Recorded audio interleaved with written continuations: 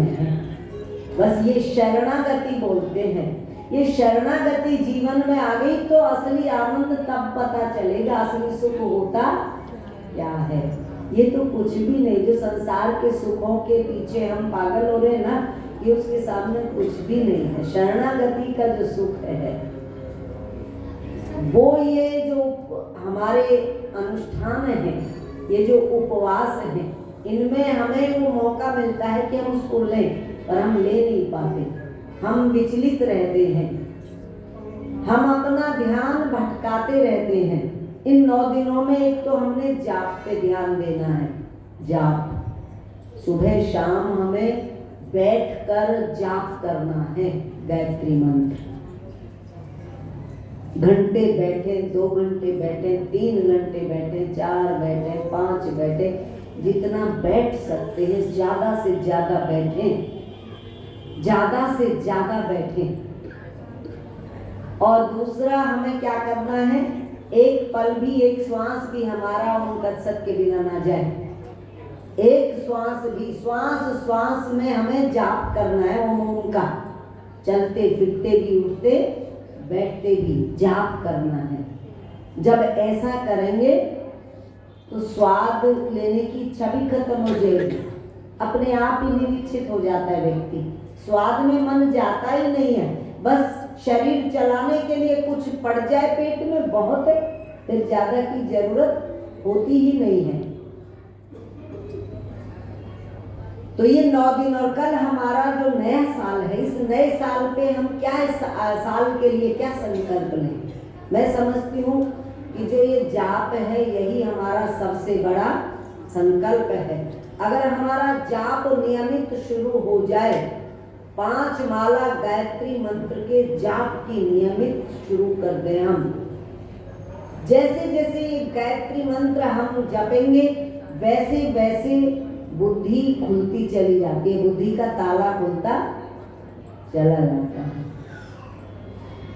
हमारे पास बहुत कई प्रकार की बुद्धि होती है। एक तो बुद्धि ये है जो विषयों की तरफ खींचती है, बुद्धि उसके पास भी है जो किस प्रकार से, देखो एक बुद्धि तो वो है जो ये निर्माण कर रही है सृष्टि, ये सारा संसार कैसे बन रहा है, कहीं पुल बन रहे हैं, कहीं मकान बन रहे हैं, कहीं पे ये कैसी कैसी यंत्र बनाए जा रहे हैं। मोबाइल मनुष्य नहीं तो बनाया, ये मनुष्य की बुद्धि से बना।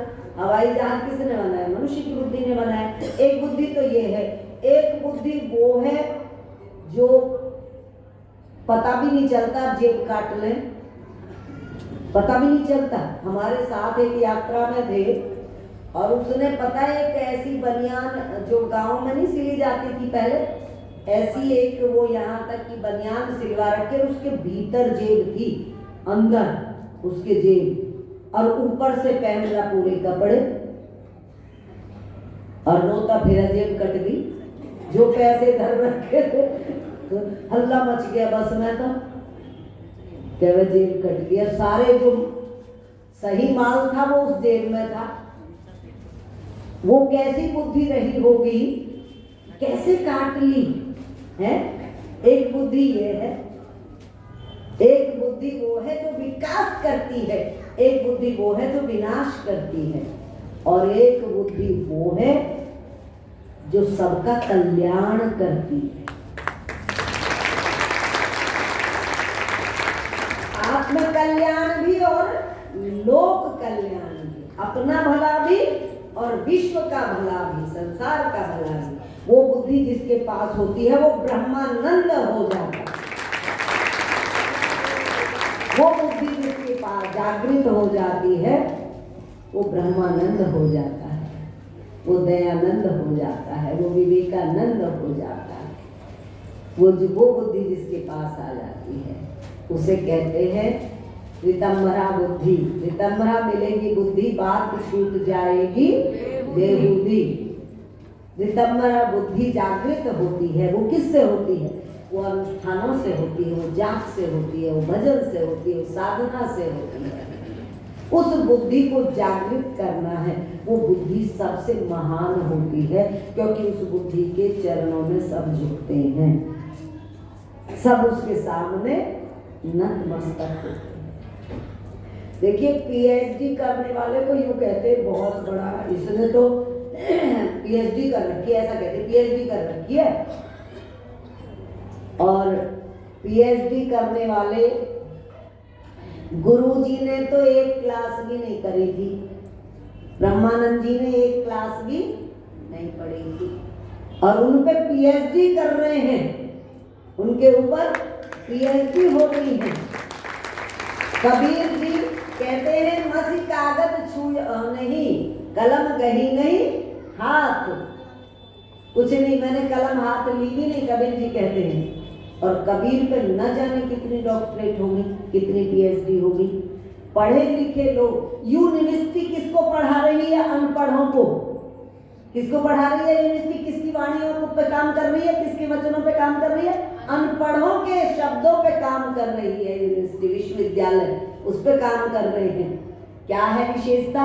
उनके पास रितंभरा बुद्धि थी। उस रितंभरा बुद्धि के शब्दों को आज पीएचडी का विषय बनाया जा रहा है। तो ये बुद्धि हमारे पास है, पर इसको जगाना है। जगाना कैसे है? जगाने का एक ही तरीका है, भजन सुमिरन साधना। भजन सुमिरन साधना, शरणागति, ईश्वर प्रणिधान। ईश्वर प्रणिधान यानी ईश्वर पे सौंप के चलना। ये अभ्यास हमारे 9 दिनों में बढ़ जाने चाहिए। ये 9, वैसे तो रोजाना में हम हर समय काम में ही बिजी रहते हैं, पर ये 9 दिन तो हम ये मानते हैं कि नवरात्रों के दिन, इनमें तो हम पूरे जुट जाते हैं। अखंड ज्योत का मतलब क्या है? ज्योत को बुझने नहीं देना। हम कहते हैं ज्योत को बुझने नहीं देना, ज्योत को बुझना असगुण मानते हैं। ज्योत को बुझने न देने का मतलब जानते हो? सुमिरन को टूटने नहीं देना। सुमिरन कंटिन्यू चलना चाहिए। सुमिरन का चलना ही ज्योत का जलना है। बाहर की ज्योत तो मैंने बहुत जलाई, बाहर की ज्योत तो मैंने बहुत जलाई, भीतर का राग जगाओ तो कुछ बात बने। ध्यान का चिराग जलाओ तो कुछ बात बने। जल जाए अहंकार, चमक उठो कुंदन से, ऐसी एक आग जलाओ तो कुछ बात बने। बाहर की होली के रंग कहाँ टिकते हैं, भीतर का फाग रचाओ तो कुछ बात बने। भीतर का राग जगाओ तो कुछ बात बने। और अगली लाइन देखना, गैरों की यारी में खोते हो पतियारा। इसका अर्थ समझना। गैरों की यारी, हमने इस दुनिया से यारी कर ली। हमने यारी किससे करी? इस दुनिया से कर ली। इसमें दुनिया में हम पे कोई भरोसा ही नहीं करता। हम इतना सबके लिए करना चाहते हैं, फिर भी कोई हम पे भरोसा नहीं करता। हमारे बच्चे भी हम पे भरोसा नहीं करते, कोई भरोसा नहीं करता। गैरों की यारी में खोते हो पतियारा, प्रीतम से लाग लगाओ तो कुछ बात बने। ध्यान का चिराग जलाओ तो कुछ बात बने। इस ममता को जगाना है, माँ को जगाना है 9 दिनों में। इस माँ करुणा को अपने भीतर पैदा करना है 9 दिनों में। पूजा तुम करोगे माँ की, पर वो माँ का वात्सल्य, माँ की करुणा तुम्हारे भीतर उतरनी शुरू हो जाएगी। तुम्हारे अंदर एक सेंसिटिविटी आएगी, संवेदनशीलता आएगी, दूसरे के दुख में दुखी होना, दूसरे के सुख में सुखी होना। अभी क्या है? अभी दूसरे के सुख में दुखी होते हैं और दूसरे के दुख में खुश होते हैं। किसी का कुछ बिगड़ जाए तो क्या क्या बात करते हैं, उसके सामने तो कहेंगे बड़ा बुरा हुआ, और पीछे कहेंगे करनी का फल है, करनी का फल। फिर ऐसा उछला हुआ है ना, उछला हुआ फिर था। यानी कोई किसी के कुछ बुरा हो जाए, जो काहू पे पड़े विपत्ति, सुखी हुए मानो जग मृत्यु। तुलसीदास जी कहते हैं कि हमारी वृत्ति क्या है अगर किसी पे आपत्ति आ जाए तो हम ऐसे खुश होते हैं जैसे हम राजा हो गए हों, हम राजा हो गए हों। जब हमारे अंदर करुणा पैदा होगी, संवेदनशीलता आएगी, तो क्या होगा? दूसरे के सुख में सुखी और दूसरे के दुख में दुखी होने लग जाएंगे। कहना आसान है, होना मुश्किल है। दूसरे के सुख से भी बड़ी जलन होती है, अंदर बहुत तकलीफ होती है। जो काहू की सुने बड़ाई, सांस लेओ जन जूरी आई। अगर किसी की प्रशंसा कोई कर दे ना, तो ऐसा लगता है जैसे जूरी आ रही हो। वो एक बुखार नहीं होता जो न घटता न बढ़ता, बस 24 घंटे खाता ही रहता है। बोले ऐसे श्वास लेओ जन जूरी आई, जो काहू की सुने बड़ाई। बड़ाई बर्दाश्त नहीं है, किसी की प्रशंसा कोई सुन नहीं सकता। हमने तो देख रखा है। मैं पहले जैसे कोई बहुत ज्यादा सेवा करता था, उस सेवा करने वाले की प्रशंसा कर दिया करती थी। अब नहीं करती हूँ, क्योंकि एक की बड़ाई करती 10 के मुंह फूल जाते थे तेरा नाम है। लेकिन ये बदलना ही मुश्किल है, खुद को बदलना ही बहुत मुश्किल है। फिर ये कैसे बदला जाएगा? इसके लिए भी आसान क्या है इसमें?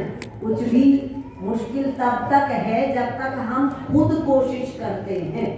और अगर हम प्रभु पे छोड़ देते हैं, गुरु पे छोड़ देते हैं, फिर बदलना कुछ भी मुश्किल नहीं है। फिर तो वो बदलेगा, हमें उसके द्वारा बदले जाएंगे। वो सब कुछ कर सकता है, हमारे हाथ